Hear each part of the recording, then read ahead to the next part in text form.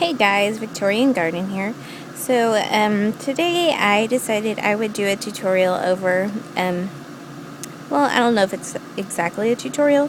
I'm basically just going to show you what the heck I do to make my resin pieces.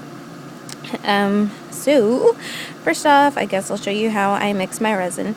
So I use the kind that you can get from Home Depot. I forgot what kind it is. It's like Famo Wood or something, or maybe it's Parks. I forget what the heck it is. But it's the Super Glaze, and it comes with part A and part B, like this. So you basically mix equal parts. And to me, I always mix in the resin part to the activator, which is part B, because I feel like it's better to have more hardener than resin should you not have them equally proportioned. So yeah, that's just what I do, and it usually works out really good. So I just poured in all of my resin to my hardener, and it is in this cup right here.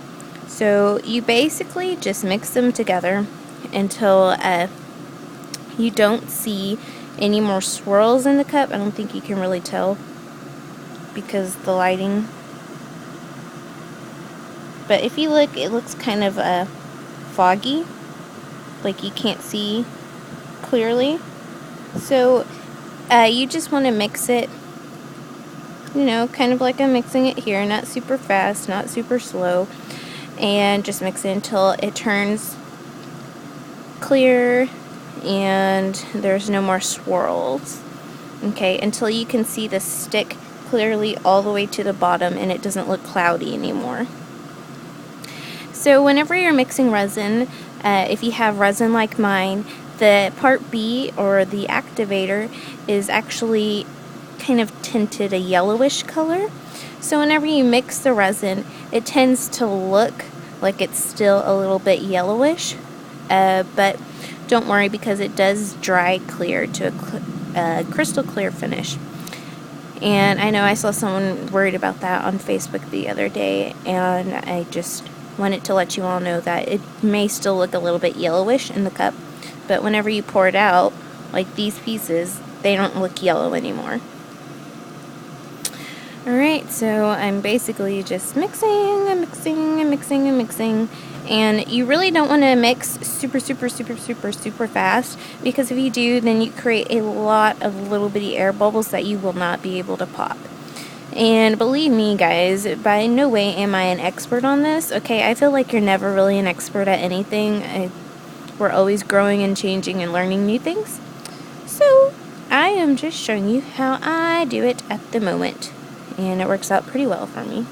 So right now, I don't know if you can tell, but there are little bitty air bubbles in here. Okay, and the bubbles are pretty much unavoidable unless you're doing this in some kind of vacuum chamber. But don't worry too much about those. I mean, as long as you don't have a million bubbles in there, then it's okay. So I am just mixing, and whenever you're mixing, you want to make sure and scrape along the sides like I'm doing here, because sometimes the hardener will stick to the sides and it won't mix properly. So whenever you do that, you can usually see swirls begin to reappear in your cup, and that's because you're scraping off any excess that did not get properly mixed in from the side. So you basically just do that, and I am doing these this resin pour in these little plastic cups. That's usually what I use. They're not very big because I don't do big pours, but they work out pretty well for me. Just make sure you are careful with the type of plastic you use, because sometimes the plastic cup may have a reaction to the resin, just because they're both a kind of like epoxy plastic material. Yeah, but I think that's about it. And then, like right now, I've got it pretty well mixed. There's no more swirls in here. There are still some air bubbles, but what I usually do is just kind of let it sit for just a couple of minutes, maybe like 2 to 3 minutes. So while that is sitting aside, and all the little air bubbles come up to the top and pop on their own usually, but if not, then you can just kind of like lightly blow on them and they'll go away. And if you're little, I recommend that you do this with a parent nearby or helping you and watching you, because I really don't think these chemicals are safe for, you know, anyone, but especially not little kids. So just make sure you do it in a well-ventilated area, etc., etc. So these pieces I'm going to show you today are pieces that I've been working on lately. Just last night I made them really fast. I probably made these within like probably 45 minutes to an hour. I finished these. Okay, and I use the slanted heart mold, the Wilton heart mold, and the Target heart mold. So these two over here are best friend necklaces. This one is just a Hello Kitty necklace. This one is just another Hello Kitty necklace. And what I usually use when I dome my pieces is this really big square silicone flexible pan.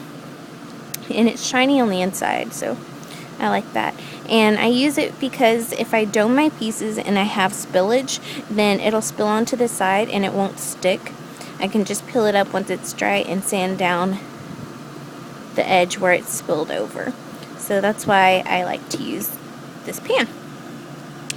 And in case you didn't know, all of my pieces are flat. I don't have any domed hearts that come like bubbled.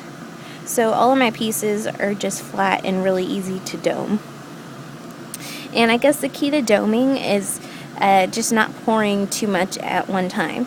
Because if you pour too much, you're going to break the barrier and then it's all going to spill over and it won't stop until there's like almost nothing left on top. Alright, so back over here to the resin. Most of the bubbles are up at the top, so I'm just going to lightly blow on it.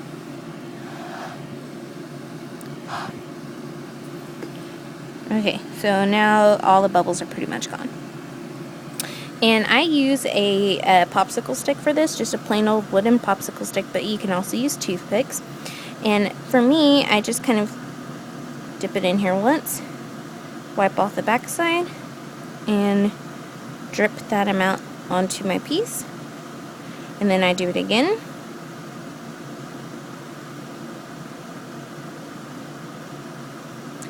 And one more time. And usually 3 times is good for me, like doing that whole process 3 times, just kind of dipping it. And then what I do is just kind of help it to the edge, just a little bit. Don't push it over the edge, just help it right up to the edge. And you don't have to get a big amount going to the edge, just a little bit. Just enough so that it makes that bond with the edge of the piece. And just kind of going all over. Hope you guys can see. Okay, I'm just lightly pushing it. And there, okay? So if it doesn't look like you have enough on this piece, which I think I can afford to put a little bit more on this one, you just scoop again. I usually just do it in drops. And I think that's pretty good for now. Okay, so as you can see, none of my resin is spilling over. It's all staying on top of this piece. And the reason why I have it on that piece of torn paper is just so you guys can see the actual piece better. Okay, so what I do next is I get one of these little handheld torches that you can get from like a dollar store. They're usually like around $1. And they have this little bit of gas inside, so you just click the button and you get a flame. Alright, so what I do is I just get the flame, light it, and lightly and kind of quickly just brush over the top with it. Okay, and what that does is just pop all of the bubbles for you. If there's any bubbles, they will be popped. And it just saves you your breath. You don't have to keep blowing on it. You don't have to really inhale all those fumes. But if you do this, don't torch the thing for too long, because then you will be smelling fumes, both from the chemical reaction and the gas reaction. So just please be careful with that. Sometimes I even wear a, not a gas mask, but it's like a filter, a ventilator thingy, just to make sure I don't breathe in anymore. So I guess I can show you guys one more piece, and that is pretty much my resin and doming tutorial. Okay, so whenever I mix resin to create a piece, I do it the exact same way that I showed you guys. I just mix my resin, and then I pour it into the mold, and depending on what kind of resin you're using, of course, mine usually gets tacky within 45 minutes to an hour, and usually 45 minutes is just about right for me. And then I just stick my stickers in, and then I do the background with whatever objects, confetti, glitters that I want. And I guess if you guys really want to see that, I can show you like how I stick my stickers in to try and avoid getting bubbles in front of them. I could show you that, but I guess just let me know if you want to see that. But other than that, the mixing the resin and pouring and stuff is all basically the same. So that piece is domed. Now I'm just gonna torch it and pop all the bubbles, and I think we're good. So there's that piece. I really like these BFF necklaces. Yes, that B is freaking backwards because I'm a freaking genius. And the other one is kind of almost the exact same, but a little bit different.